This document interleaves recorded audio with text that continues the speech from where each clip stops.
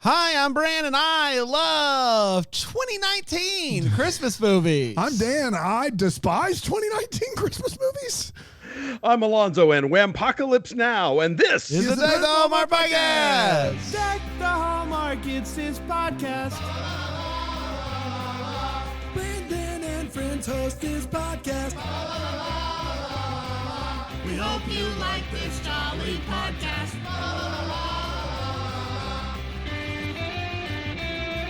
Well, hey, all you George Michael heads out there. You know, they're coming out of the woodworks to tune into this episode. It's always money in the banana stand. Do you guys know about Whampocalypse? No. I know who Wham is. Every holiday season, you've probably seen where people in the U.S., it's that thing of how long can they go without hearing Mariah Carey sing All I Want for Christmas Is You. Whampocalypse is the equivalent of that, and it's more popular in the U.K. perhaps, which is how long can I go without hearing Wham's Last Christmas? That is tough. I asked Brand, those are the two, right? So our Last Christmas is All I Want for Christmas, correct? Kinda, yeah. The inescapable. Yes, yeah. Those are the two at the top of the mountain. We were talking about during the movie because you hear a lot of Wham and George Michael in this movie. Not. I think exclusively. Yeah, it's a jukebox musical in a lot of ways. And he had there are some bangers in there that I didn't remember. It had been a while, so that was exciting. Do you like the song Last Christmas, Alonso? It's not my favorite, but I mean, I'm not mad at it, you know. That or Mariah, All I Want for Christmas. Which one? Oh, I have to pick one? Yeah. I mean, Mariah, no question. But I'm not grumpy about either one of them. I know people love to be like, oh, but like, give me that over like, Josh Groban any day. Yeah, you get it. We can't get copyright claimed if it's 8-bit, right? Oh my God. We can't get in trouble for this. I think I'm picking Last Christmas over All I Want for Christmas Is You at this point in my life. No, give me Mariah there. This is from the Last Christmas Nintendo game they put out with this movie. That's right. Not very popular, as it turns out. Yeah, product placement. You just get hit by a car over and over again. Spoiler alert. Spoiler. Not since the E.T. video game. Merry Christmas in July once again to you, Alonso. How is it going for you so far? Are you in the holly jolly spirit yet? Yeah, dealing with Dave has really kind of put his foot down about like not wanting to hear or see any of this right now. But marriage is compromised. It is. I love this. I love this from Dave White. I'm with him here. Because he's like, I love Christmas, but just not. I want to miss it. Let me miss Christmas before it comes around. But I'll tell you, Hallmark movies now is giving us like shovelfuls of vintage Hallmark movies, including like the some better ones that don't pop up a lot. Like Crashing Through the Snow is up there now. Look out. And Snow Bride. So I'm only human. Yeah, well, I mean we're diving into one tomorrow, Finding Santa from 2017, the year before we started this show, and it is one that's been thrown. It's tough at this point to find ones that we haven't reviewed, especially considered classics. I don't know if this is a classic, but we have been recommended this movie quite a few times. This is Jodie Sweetin. Jodie Sweetin, that's right. Yeah. It's cute. It's fun. Not a classic. Not a classic, but good, says Aaron. That's right. So I'm going to hate my it. list of classics is about this long, but it's good. It's fine. You're on the board of Hallmark Classics where you just say yes. So it's not a classic, but it's good. Yeah, she knows. I refuse. This is not Christmas in July. It is Bramblefest month. I don't know how many times I have to say this, but it's Bramblefest month. That's what it is right now, and we're very excited because we're a mere week and a half away. Is that really true? Unbelievable. You bet it is, buddy. And this is the only song that's going to play this version at Bramblefest over and over again. It's going to be crazy. I think of Bramblefest and Christmas in July as being, hand in hand. Sure. I'm very excited. What's the thing that you're most excited about for Bramblefest this year, Alonso? Off the record conversations with Jax. Ooh, those are always fun. You know what I think I'm most excited about? That's for this year. Overly nice to people that like, celebrities that we don't get to hear would be overly nice to on the record. That's right. Yes, new ones. Yeah. I think I'm most excited about the live Lifetime game show Palooza, which Alonso will get to partake in this time, which is going to be a lot of fun. We're going to lose if it's any trivia then. I get texted regularly by Alonso. How did you not know who this person was? I'm like, sorry. It's going to be great. I love a game show, and Patrick Serrano gets me. So yeah. I also think I'm excited about seeing Alonso dance at the silent disco. I think I'm excited about that. There's a lot of things I'm excited silent about. Disco. There's a weird now. Alonso, this isn't happening at Bramblefest, but you're going to be on a diss list with us. Have I heard that correctly? Is that the rumor? Yes, I have been asked, and I said yes. And you said yes, and I don't want to say it, but it's going to be awesome. It's a great category. Yeah. And the great thing about Alonso is he'll fight back. You know what I mean? Like Ryan Papola is just going to be like, Brink, Dan, it's my list. Brink's on it. Alonso's going to fight back, which is going to be great. This is a show about opinions? Okay, yeah, good. Yeah, exactly. Alonso loves lists. I've always said that. He's a big list. This guy. The diss list was actually his idea. This list was his idea. That's right. He said people don't make enough lists. He loves lists. People don't make enough lists. We should go through the diss list. Should just be every year that he wrote a top 10 for the Wrap, and just be like every episode is us digging into his top 10, going, "This movie sucks." No. Hey, if it means that you guys have to go watch all 10 of those movies, then yes, I'm That's in. true, because some of those are deep cuts. Alonso's diss list is him bringing his top 10 favorite Alonso lists. He's like, this list, I think I really crushed it. This list didn't age as well. Look, if you guys ever return to the cereal well, I think you left some really great ones on the table. Wow. So many. Actually, Cereal Part 2. Yeah, Cereal Part 2. I do appreciate. Everyone knows Alonso. Serial Season 2 isn't as good as Serial Season 1. No, it's not. There was no Best Buy phone call. I love this about Alonso. These are the critics that I like, are the ones that their lists aren't just jam-packed with stuff that someone in America couldn't have seen unless they sought it out. Like, yeah, you've got some stuff like that on there, but like, if Little Women was your favorite movie that year, it was your favorite movie. You're not going to sit there and go, well, it can't be my favorite movie because it wasn't shown in 2 theaters on 35 millimeter. And so I appreciate that. It doesn't go set enough, Alonso. I appreciate that, because that gives me an opportunity to think that you care about movies, not just seeing things that, go figure. Other people can't see. You know those critics. You know who I'm talking about. Sure, and look, I defend those choices. I mean, like, I was just looking through today at my Facebook memories. Years ago, I got to go to this festival that's happening right now in the Czech Republic called the Karlovy Vary, and they do a really amazing international films. And I saw a Mexican film called The Pleasure Is Mine that I really liked, and I went and looked it up on IMDb, and there are 4 reviews, one of which is mine. Wow! So it's like no one saw this movie, but it's really great. So sometimes, yes, as a critic, you do get to see the stuff that slips between the cracks, and I think when people put those on lists, they mean it. They're not just being like, yeah, I went to this festival that nobody's heard of. But I'm open to those kind of movies and to Mad Max Fury Road. It just depends on what the year was. Yeah.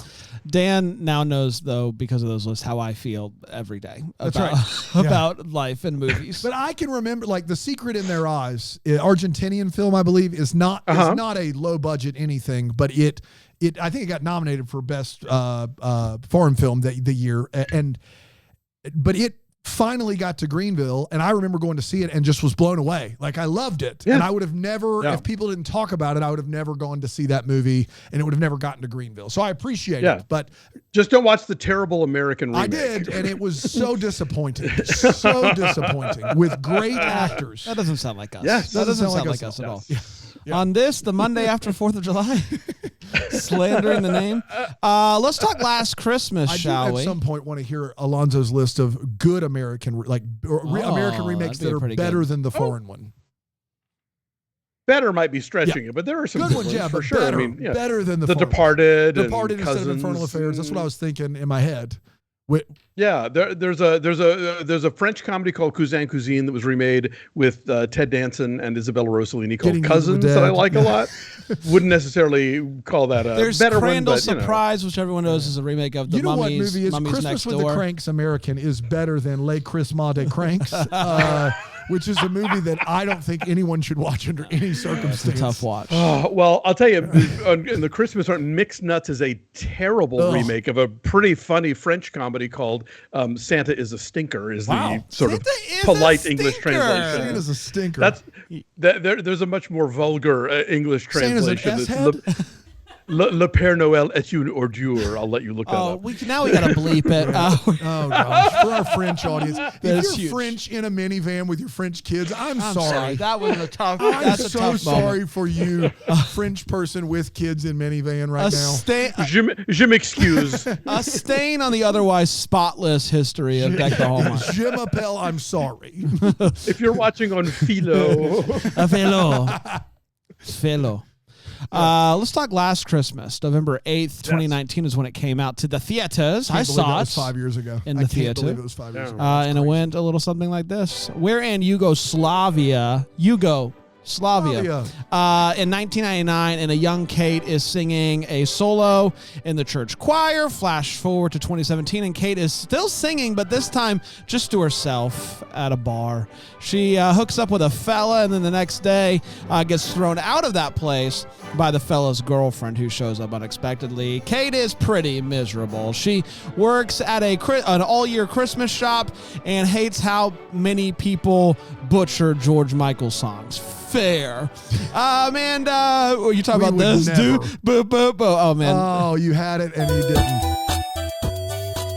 She would love this. Yeah. And so she's having a tough time, and everybody thinks that she should be a little bit happier to be alive, including her boss, because Kate was on the verge of death last year. At work one day, she strikes up a conversation with a dude named Tom before bird poops in her eye. She auditions for a play, is told that she sucks. She's sad. Maybe and the best scene of the movie. then bumps into Tom again, and they end up walking for a while. They're walking, and they're talking. She crashes with her friend for what she hopes is going to be for a while, but it ends up just being one night because she sits on a paper thing. So she gets to work the next day, and she realizes that the shop has been broken into, and it's all because of her. She forgot to lock up last night when she left very quickly to make the audition. So, reluctantly, having nowhere to go, she heads back to her mom's house. Kate spends more time with Tom, who makes deliveries on a bike. He's always on a bike. He's volunteering at homeless shelters. And at first, she kind of mocks him. It's like, you're just so weird. You're doing dumb things. But after Tom disappears for a while, she ends up going and volunteering herself at the shelter, and she finds out that she actually loves it. Looking for him. Wait, what? Looking for him. Looking for him. After having a giant messy blow up with her family, they're all mad at each other now. She bumps into Tom, and she opens up about how she got sick last year, needed a heart transplant, and how she really wants to be a better person than she is, but she's struggling. So she begins to really work at it. She begins to raise money for the shelter. She encourages her boss to go out with this guy, and she makes up with her sister. And just as things are going great, she ends up getting into a fight with Tom because she wants to get more serious, and he's like, I can't be there for you. You can't depend on me. Can't depend on me. I love you, I meant it. She feels bad about how she left things and wants to make things right. So she goes to his apartment, and it's at this point that she finds out from a real estate agent that the person who owned the apartment has been dead for a year. And it's at this point that it all becomes very clear to Kate that Tom was never really there in the first place. Tom was the organ donor whose heart she received a year ago. It's Bruce Willis. Whoa, hey!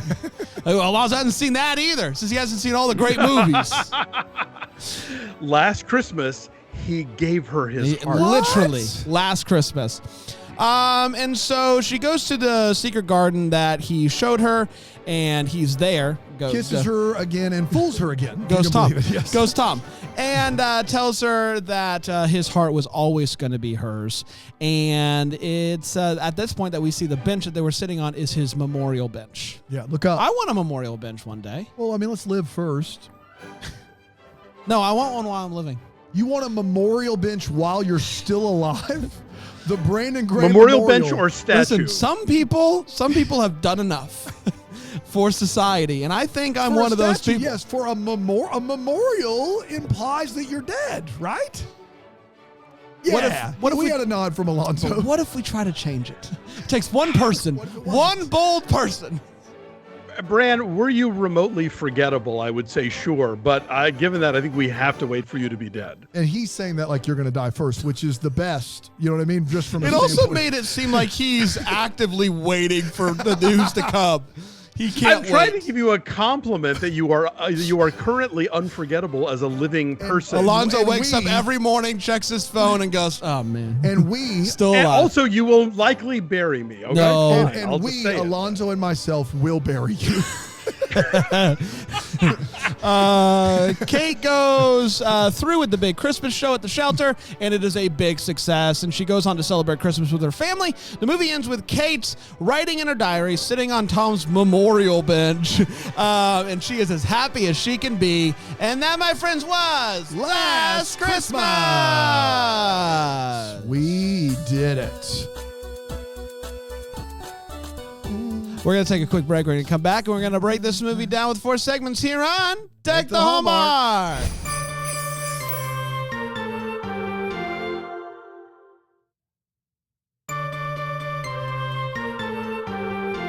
Well, hello, everybody. Merry Christmas to you. We're talking about Last Christmas, the 2019 theatrical release. We didn't get to this in 2019, if you can believe it, on Deck the Hallmark. We didn't. We're doing it now. I didn't even get to it in the theaters. I saw it on the VOD. The VOD, the VOD. Yes. Let's break this movie down with 4 segments. We're going to start with a hot take. It is where we share exactly how we felt about this movie. And I'm going to start with you, Alonso. Alonso, did you see it back in 2019? I imagine that you did. Reviewed it. I reviewed it. What'd you think of it then? What'd you think of it now? Yeah, I dug up my review, and what I said at the time, and I think still holds, is that, in the same way that, unless you are Bing Crosby or Mariah Carey, if you're a musician, your Christmas album is not necessarily your best work or your most memorable work, but it's you dig it out every December and enjoy it anyway. This is not Paul Feig's best work. I don't even think it's his best Christmas movie, because I'm a big fan of Unaccompanied Minors, but it's got a lot of charm, and it's got a lot of the things that we watch Christmas movies for in terms of redemption arcs and holiday cheer, and the sort of I don't think there's been a movie since Love Actually that makes London seem like such an attractive Christmas destination.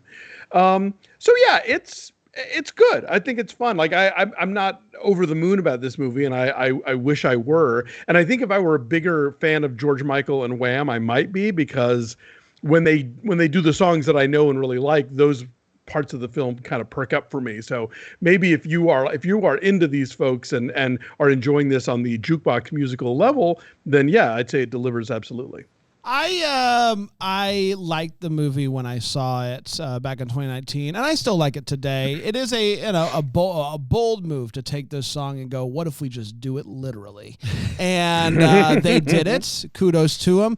Do I wish they didn't do it? Maybe I do. Maybe I just wish this was a standard rom-com with these two leads that are just like, so I really like them together. Yeah. And, and I imagine that was a lot of the complaint back in 2019 was, I thought that this was going to be a rom-com, and what I got was, oh my gosh, is this Sixth Sense? I got Sixth Sensed. Yes. And I don't want to get Sixth Sensed at Christmas. And so, a fair complaint. Would the movie have been better if it was just a rom-com with these two and her falling back in love with the holiday season or whatever? Probably. It probably would have. But I appreciate the attempt, and I still like the movie nonetheless. There's some really solid Christmas feels in this movie. And I'm happy that I watched it again. This is not going to be a yearly viewing, but I could see myself watching this again in another 5 years. Dana? Yeah, I would say I'm not mad. I'm disappointed. I think the reality is you've got a great cast and you've got a great setting. London at Christmas time. I mean, come on. I mean, Emma Thompson, Amelia Clarke, Henry Golding, Michelle Yeoh, all the list goes on. There are some good scenes that don't add up. The sum is kind of, not as great as the parts in that sense. But then the twist of it all, a lot of people figured out the twist in the trailer. There was this whole thing Yeah. when the trailer happened and the Reddit took it and Paul Feig was like, what are you guys doing?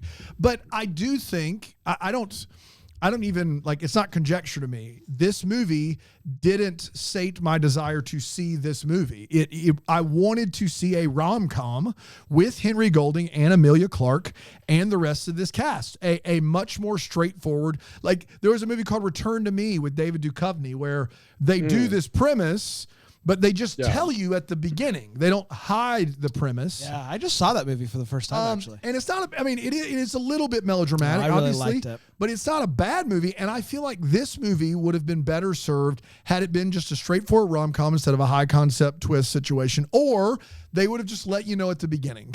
And Emilia Clarke doesn't know that Henry Golding's dead, but the audience can know, and that gives it, you get some of those jokes, like when she's changing and she's like, cover me, like those jokes hit the second time you watch them. But if you're watching it the first time, I think it's a better movie if they don't try to play a little sleight of hand with you. There's definitely feels, most of the wait whats are taken away by the twist.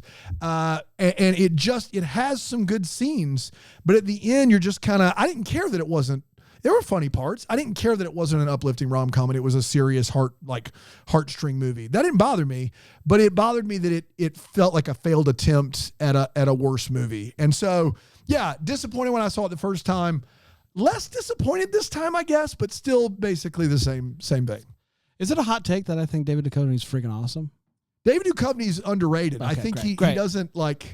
I watched Return to Me.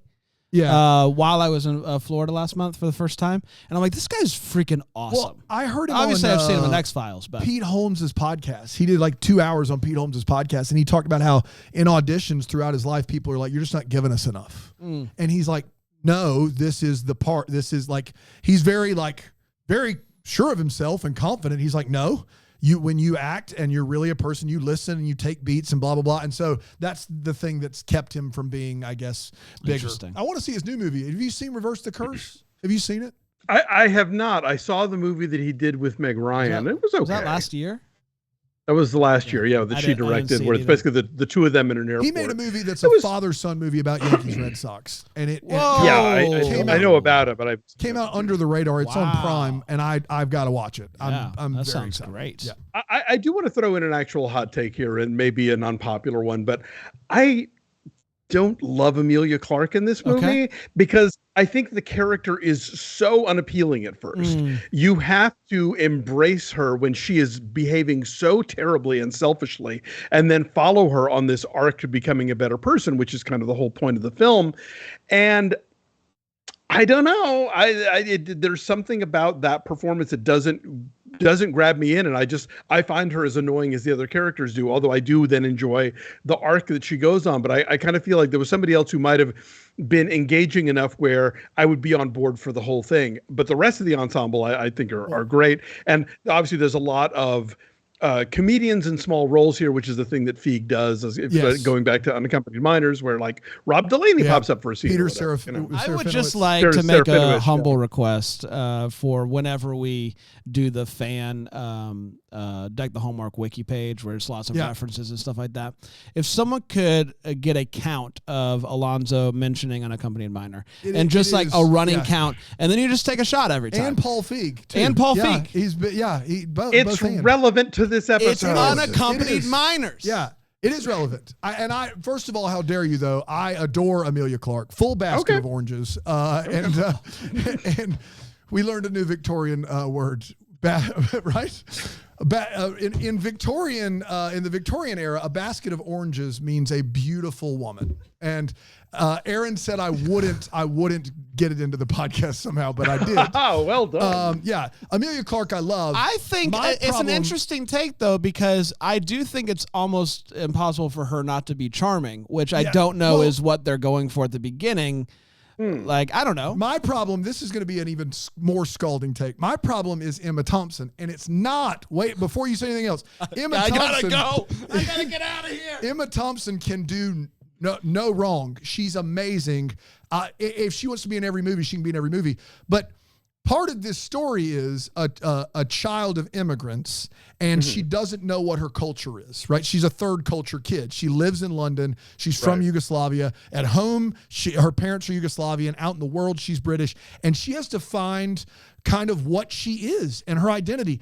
The problem is Emilia Clarke is the most British. She is very British. On the scale of 1 to all British, she is all like, and so the problem is it doesn't ring true when she goes home, and Emma Thompson's doing a Eastern European accent.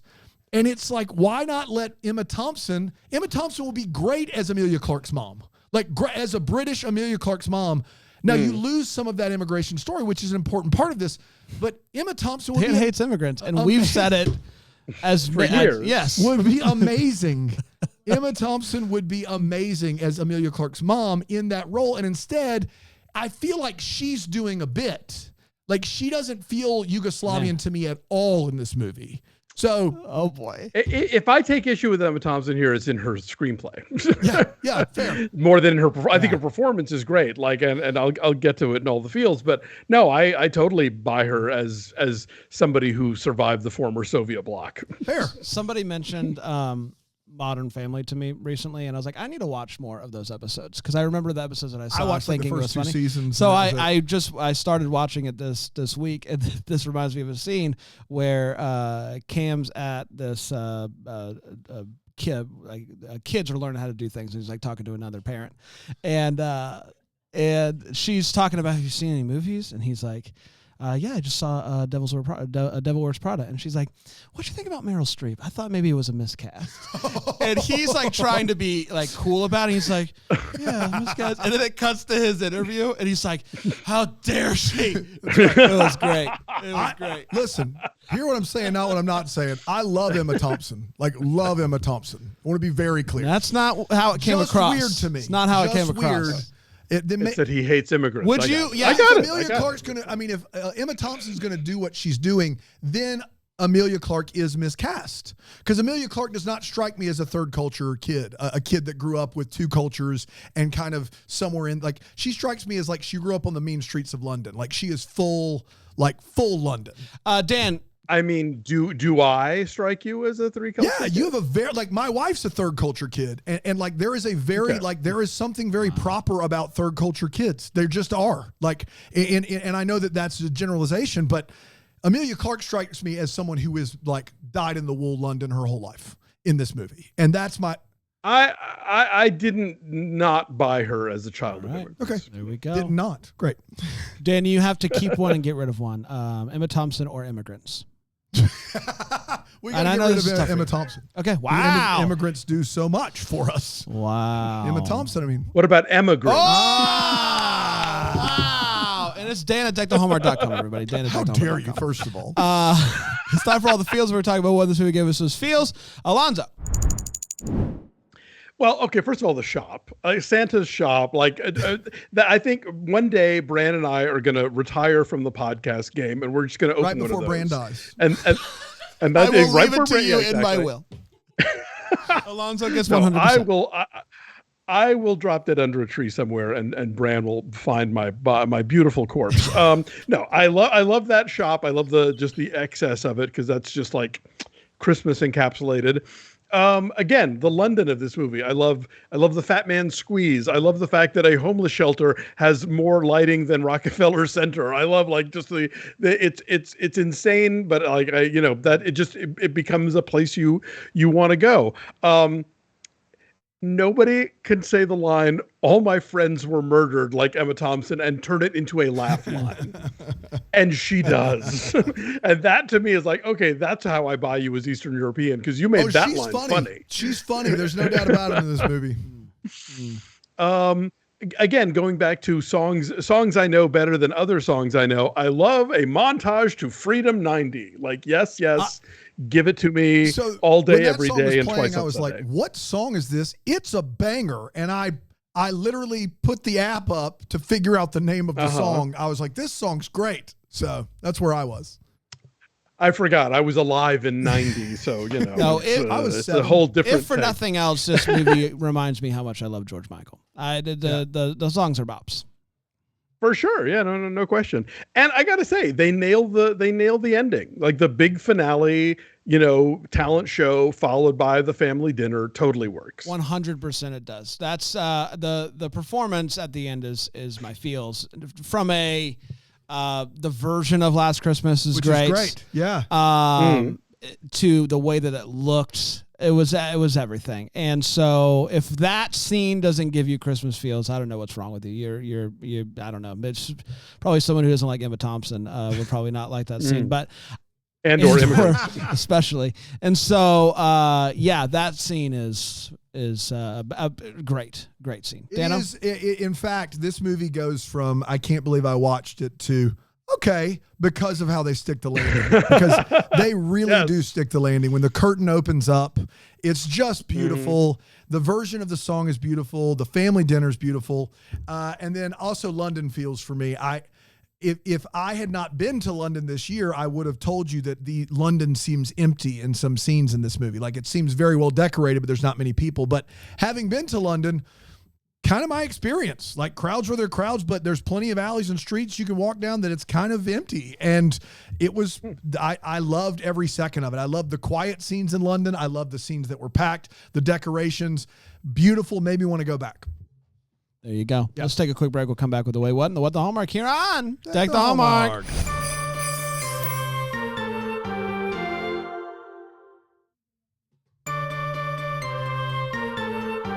Hello, everybody. We're talking about Last Christmas, the 2019 theatrical release starring, unfortunately, Emma Thompson. And Amelia Clark. Let's... Unfortunately for Alonso, Amelia Clark. Yes, unfortunate. That's right. I had no problems. Well, maybe if I'd been to London the last year, I'd appreciate it more. I love Amelia Clark. Unaccompanied minors! What I love about what Paul Feig did here, like he does in his other movies. Namely, Spy. Unaccompanied minor. Let's get to the Wait What. So we talk about what made us go wait what while we were watching this movie. This is a tough movie to do, seeing as how they do Six Sensia, and so it's tricky. But do you have any, Alonso?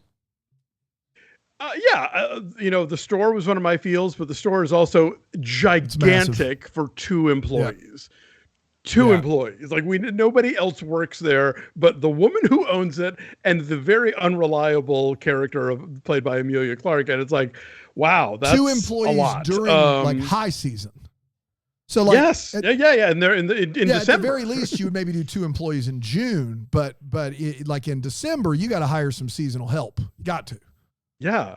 Like somebody's got to come in and vacuum or something. Like it's that was bananas. And then the twist is the big honking wait what of this movie. And again, like that trailer came out and it was like, oh, okay, so he's a ghost. Like it was so obvious. And then Paul Feig got mad at people, because it's like, dude, it's a movie called Last Christmas, and it's a line in the song. Like we totally get it. What they didn't even try to obscure it. And so and the trailer came out like in the summer. So it was like, all right, so this is the movie where it's a heart transplant, and he gave her his, So anyway, as it's presented in the movie.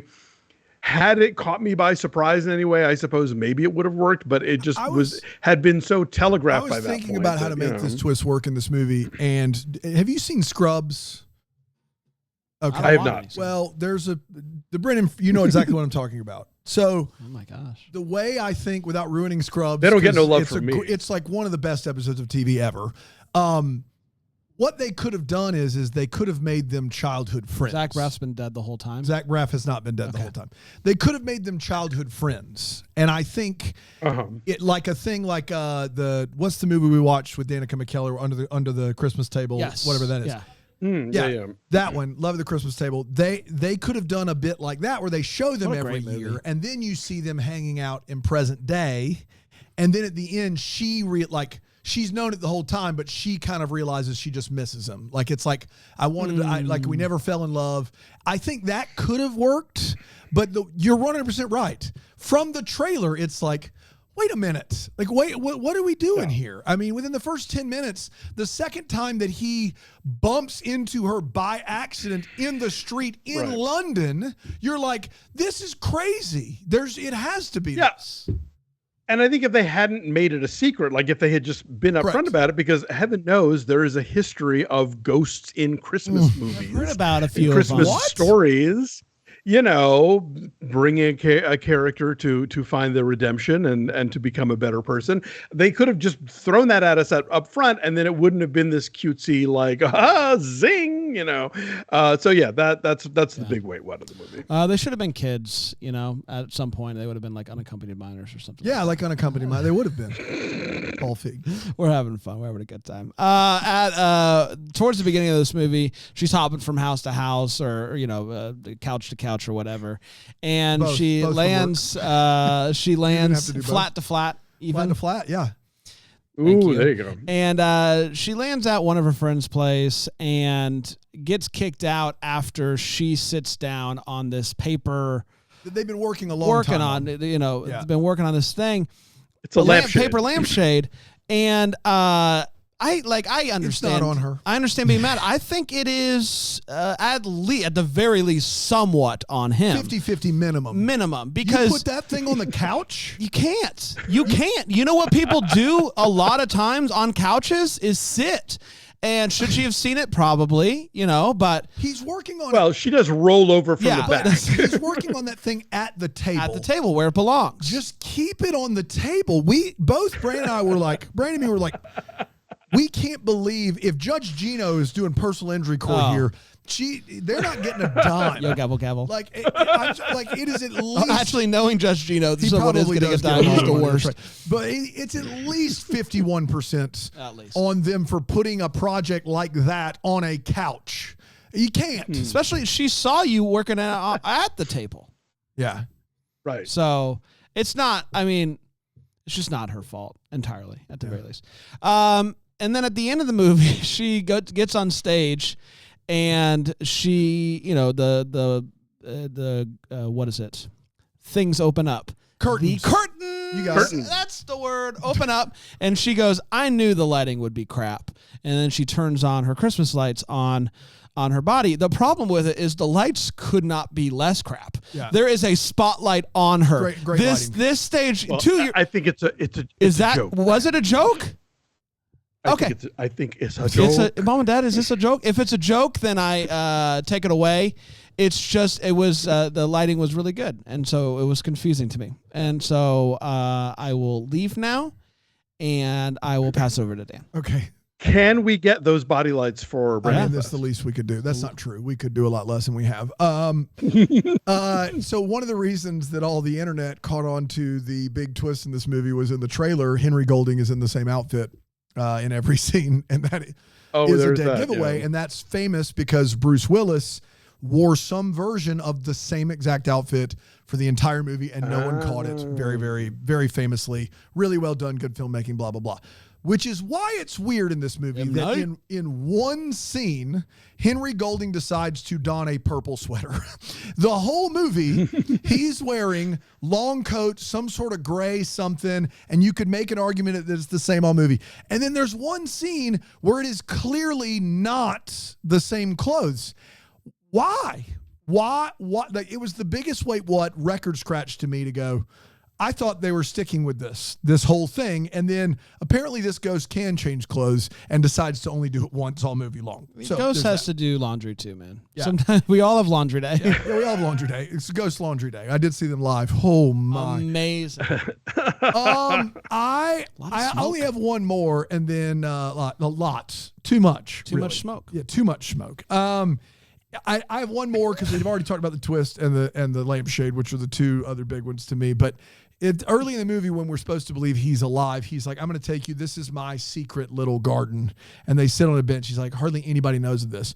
Well, why is it packed? Because every other bench is taken by someone aside from one bench. Like, you look out and every other bench has someone on it.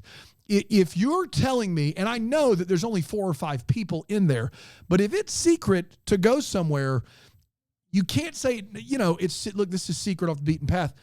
pretty much every bench is taken. I don't know how secret that is. I think it's pretty much known at that point, I would say. Not secret, but maybe it's just me. By 4 people. Well, at least at that time. Who are always there, no matter the hour. They're always there. It's time for What the Hallmarks Were. We wonder what could have been. Maybe it was bad. Alonso, what are you still wondering about? Well, Dan kind of touched on it earlier when we were talking about the staffing. I really want to get a feel for the vibe in Santa's store come August.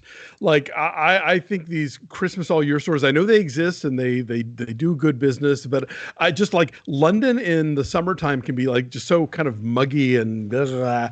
Like, I really want to know what it's like having to wear the woolly green elf costume and be surrounded by that much Christmas jazz at that time of year, just to see how does that play. So like there is some elements of if you think about it too hard, you're left with questions, which is what happens with him being not real, being a ghost. Yeah.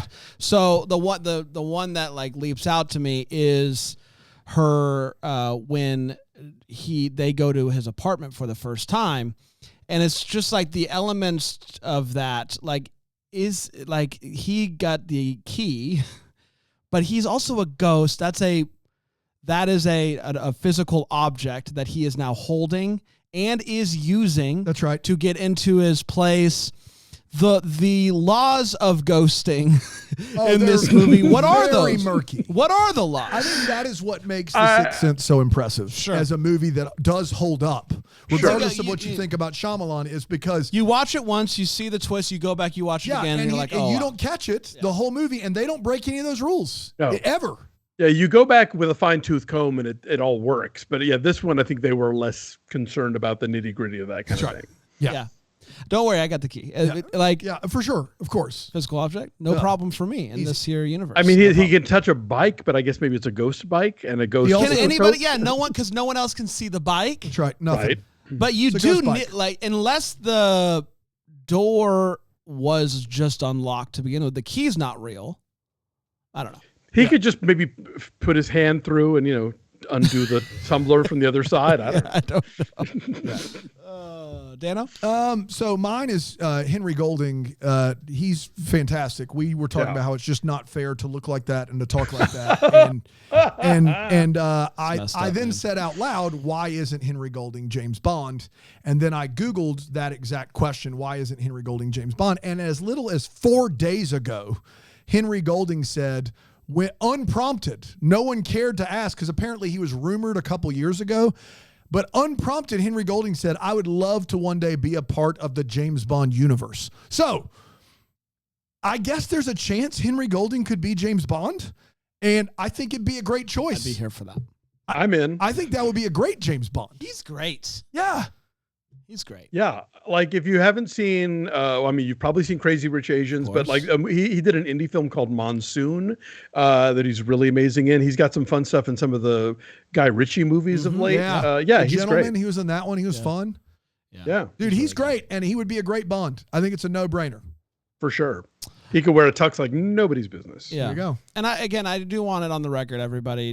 Don't send me emails. Send Alonso email because he hates Amelia Clark. Send Dan emails because he hates Emma Thompson. And don't send me an email. I thought everybody here was perfectly casted. So back off. This isn't me. This is them. Yeah. This is the them thing, not me thing. Sometimes us real film critics, we have to take a stand. The hosts of the Film Library, a Canopy podcast. That's right. That's exactly right. Yeah. That's exactly right. There's a reason why I'm not on there because I'd be like, man, I thought everybody's great. I thought everybody's great all the time. I have dozens of hours of real film criticism podcasting under my belt. Dozens. Yeah. And Alonso has a few more than that. So what? A little bit. Well, we did it. Next week, we're heading back to 2002 for a movie that not only have I somehow never seen, I also didn't know was a Christmas movie. It's Catch Me If You Can. Christmas movie? Is it? It is. Yeah. It is. 100% a Christmas movie. This movie seems like a movie that I not only should have seen, but will love. So I'm very excited about it. Yeah, I've not seen it since I think it came out, but I remember hearing that it was shot in 25 days or something crazy. Really short. Yeah, I haven't seen it since. Maybe that was Terminal. Curious. One of those, he made both of those really close to each other, and one of them was shot in no time at all. And if it's this movie, that's impressive because I think it's 2.5 hours. Oh boy. Might have been Terminal. That makes because more that's sense. like all one set pretty much. So Yeah, this one's And 2 hours 21 Terminal, I don't want to revisit. never seen it. Yeah, you're not missing much. That's what I hear. Speaking of Eastern European accents by actors that aren't from there, holy moly. They should have had Tom Hanks as Emilia Clarke's dad in this movie. This movie has the xenophobia just coming out of Dan. No kidding. This movie has Christopher Walken and Martin Sheen in it. Dude, Holy the movie is a cow. banger. Oh, it's got It's a fun time. I'm gonna have a hard time. Steven Not Spielberg losing my directing? Come on. Yeah. Guys, I haven't seen things, okay? You can email me about that. How about if you want to get mad at me? Here's the thing that my big takeaway from Catch Me If You Can. I love a good jazzy animated opening credit sequence. And they have a come on. banger. I'm so excited. I switched the numbers. It wasn't 25, it's 52. But they shot 147 different locations in 52 days. Wow. Directed by Steven Spielberg. That is a magic trick. I don't know how they did it. But Brandon, you have seen Catch Me If You Clause, so now you can compare the two. I sure have, it's and you pretty bet I much will. The quality's about par. Is there a straddle sesh or no? I think there's more than that. Maybe? I think there's more than that if I remember correctly. We'll be back next week with that. We'll be back tomorrow with Finding Santa. You can check that out. And check out our show and so much more on Philo, philo.tv/DTH. We'll be back tomorrow. Until then, maybe first to wish you a Merry Christmas. Deck the Hallmarks of Bramble Jam podcast is produced by Aaron Shea. For more information on Deck the Hallmark, you can go to deckthehallmark.com. For more information on the Deck the Hallmark family, you can go to bramblejamplus.com. Deck the Hallmark is presented by Philo TV. For a free trial of Philo, go to philo.tv/DTH.